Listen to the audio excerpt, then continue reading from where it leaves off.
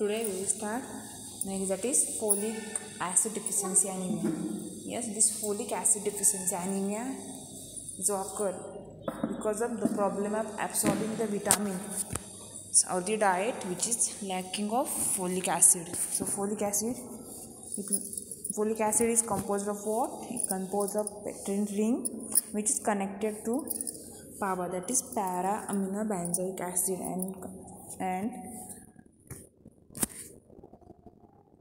and conjugated with one or more glutamate residue. I am repeating. So folic acid is composed of what? Pectin ring which is connected to PABA, that is para amino benzoic acid, and conjugated with one or more glutamate residues. Humans are unable to make folate endogenously due to unavailability of PABA, that is para amino benzoic acid.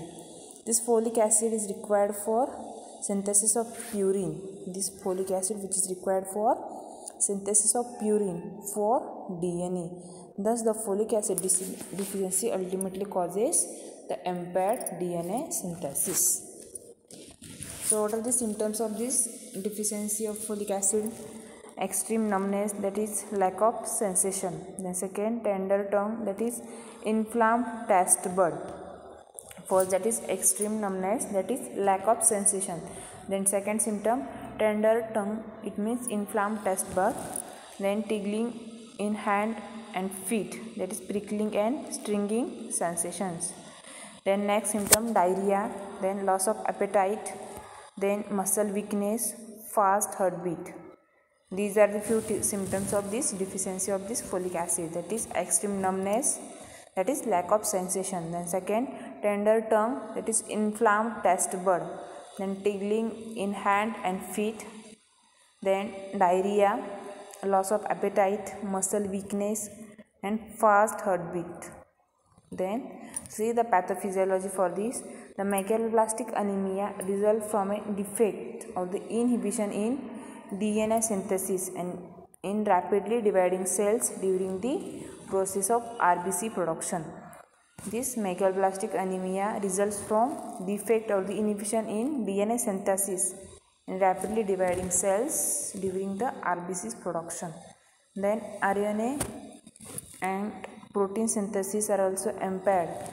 The RNA and protein synthesis are also impaired, but having a less extent. Due to impairment in DNA synthesis, the cell cycle cannot progress from growth stage G2 to mitosis and stage M. Then impairment leads to continuing unbalanced and immature growth of RBC, and due to this immature and dysfunctional RBC, the immature and dysfunctional RBCs are known as megaloblast. I am repeating, this immature and dysfunctional RBCs is called as megaloblast. The next, aplastic anemia. This is a syndrome. What is this? It is a syndrome with diminished or absent hematopoietic precursor in bone marrow. Yes, this is a syndrome with diminished or absent hematopoietic precursor in the bone marrow. And this aplastic anemia is characterized by reduction of RBC, then reduction of WBC, and the reduction of platelets. Yes, it is characterized by reduction of RBCs, reduction of WBCs, and the reduction of platelets. Then it is a immune mediated disease.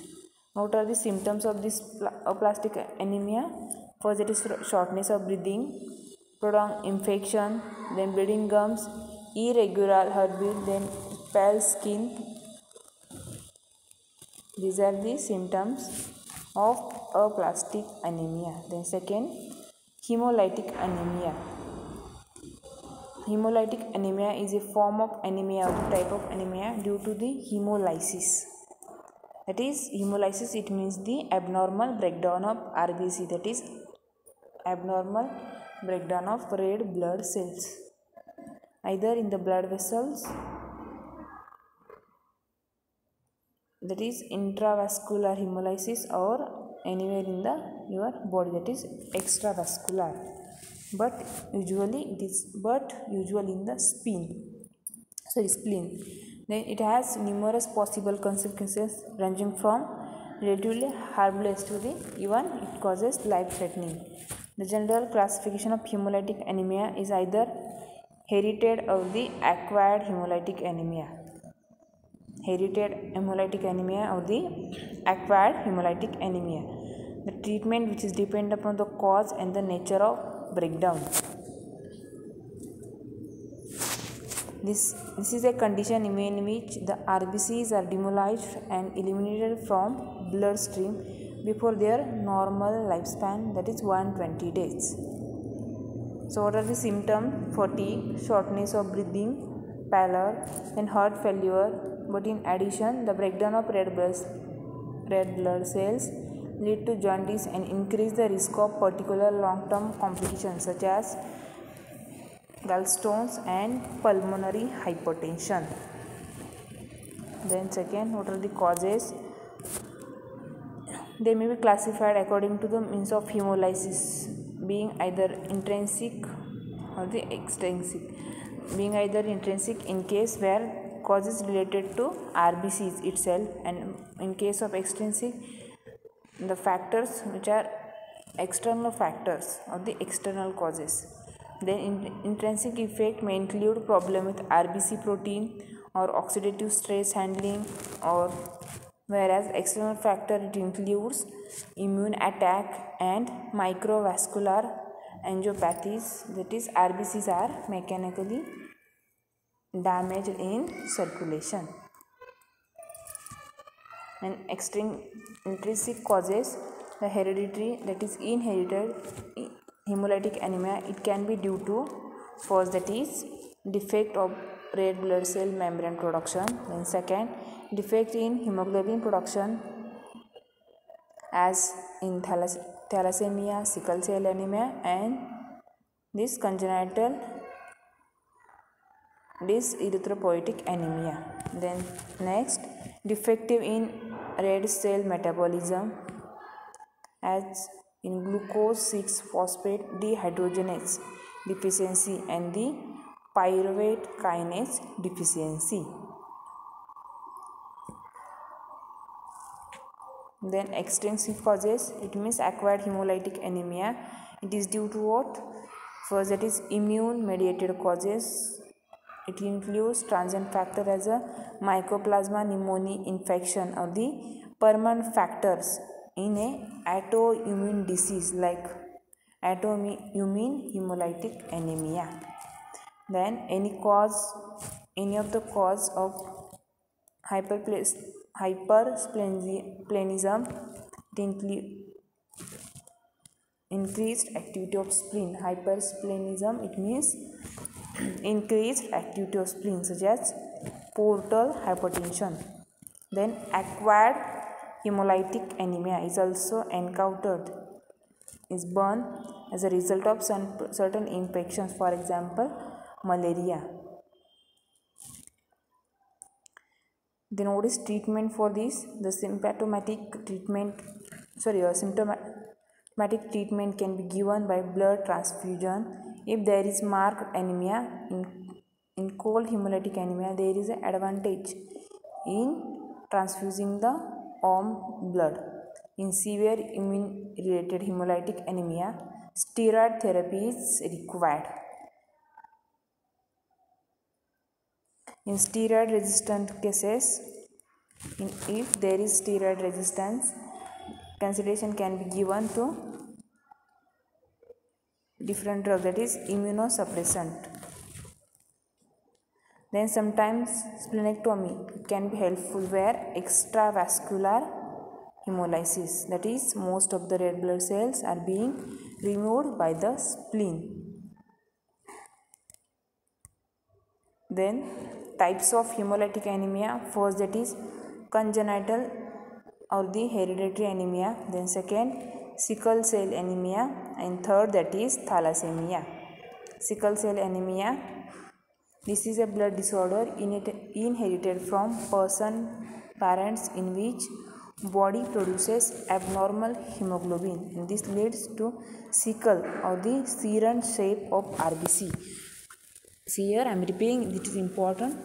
This leads to a sickle or the serum shape of your red blood cells. The sickle cell disease which occur when the person inherits two abnormal copies of hemoglobin gene, that is one from each parent, and this gene occur in chromosome 11. The several subtypes exist which are depend upon the exact mutation in each hemoglobin gene. An attack can be set off by temperature change, stress, dehydration, and also high altitude.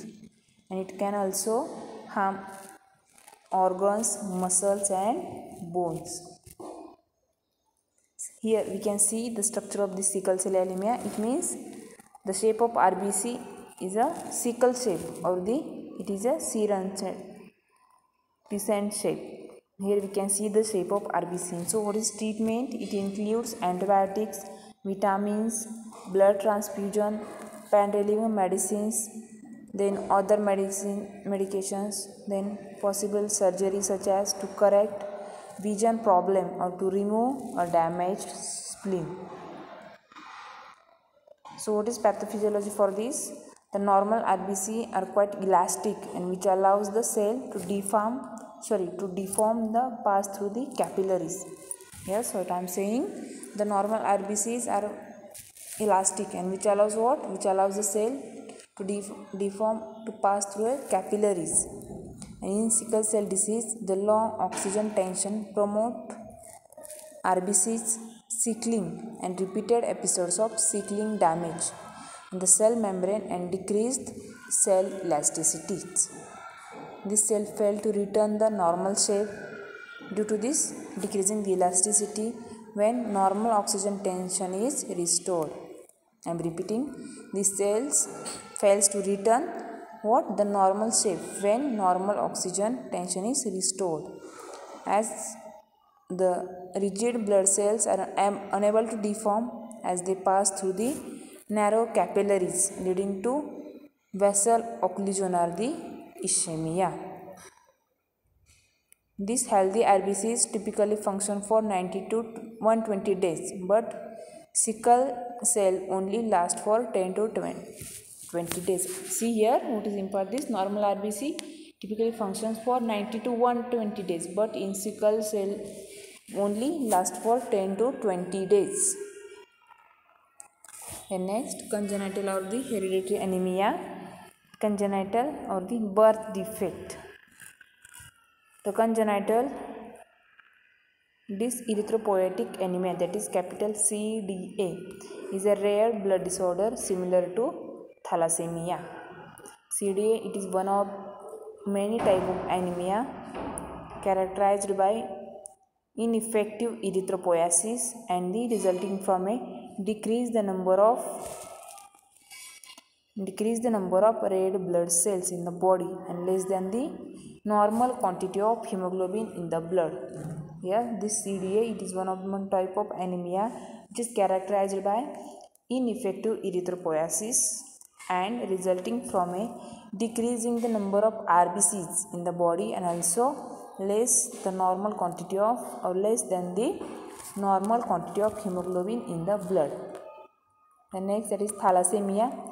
The thalassemia is an inherited, that is passed from parent to your children through a gene. It is a inherited, it means it is passed from parent to children through a gene. Disorder caused when body doesn't make enough hemoglobin. Yes, it is a inherited disorder and which is caused by when body doesn't make enough hemoglobin. It is an inherited autosomal recessive blood disorder. It is an inherited autosomal recessive blood disorder which is caused by missing of the variant genes that interferes with the process of formation of normal hemoglobin. It is an inherited autosomal blood disorder which is caused by because of missing of the variant genes that interferes with the process of formation of your hemoglobin, normal hemoglobin. This abnormal hemoglobin result in inappropriate oxygen transport and leads to a destruction of your red blood cells. And next, that is types of thalassemia. First, that is alpha thalassemia.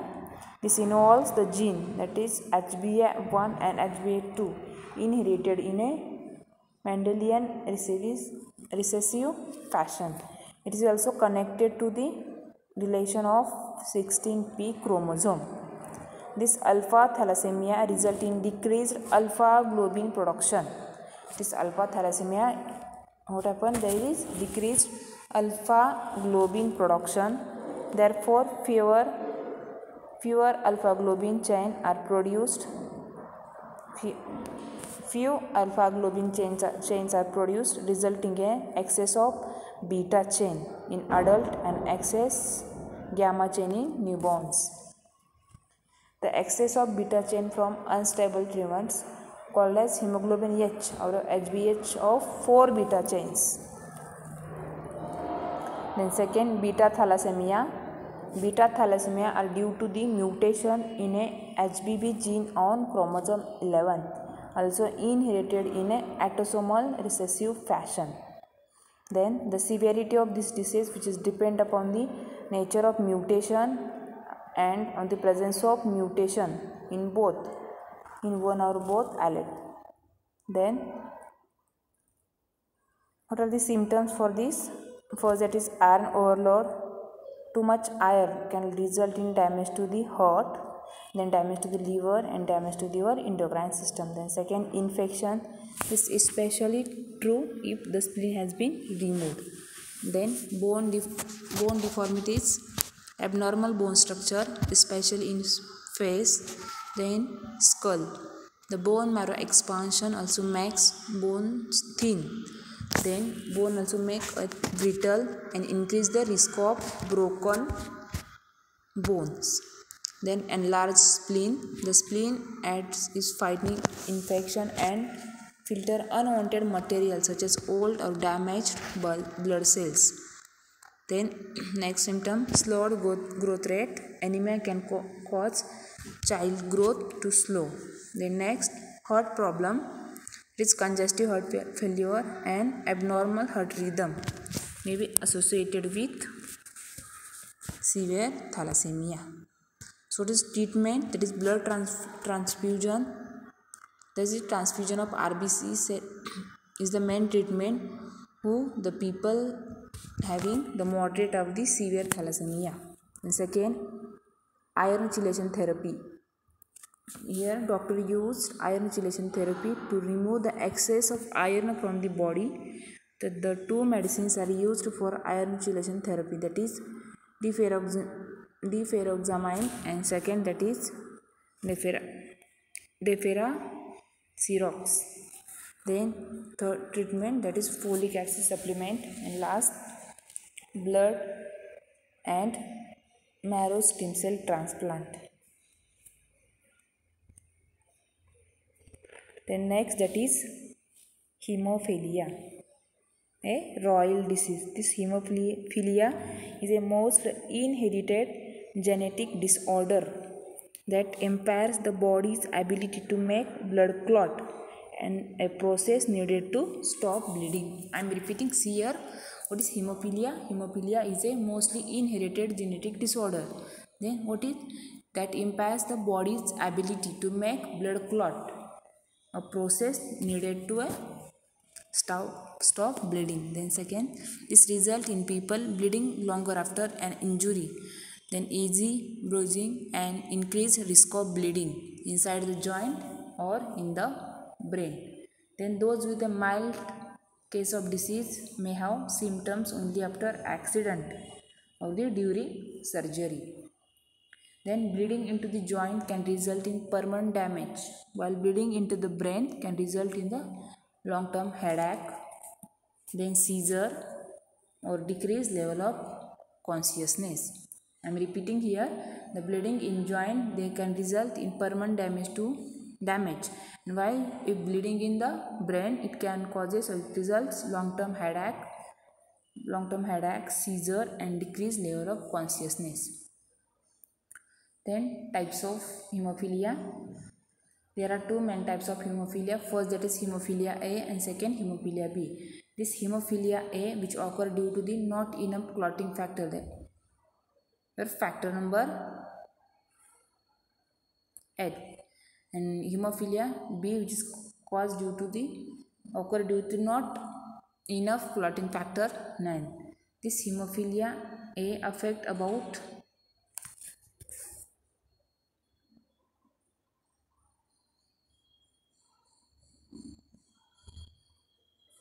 both hemophilia A and hemophilia B are both X-linked recessive disorders. Females are rarely severely affected.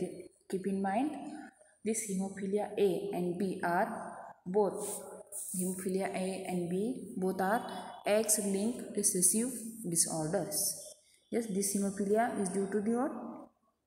Not enough liver clotting factor. For hemophilia A, that is liver clotting factor number 8, and for hemophilia B, it is liver clotting factor number 9. So this is all about anemia. I will stop here.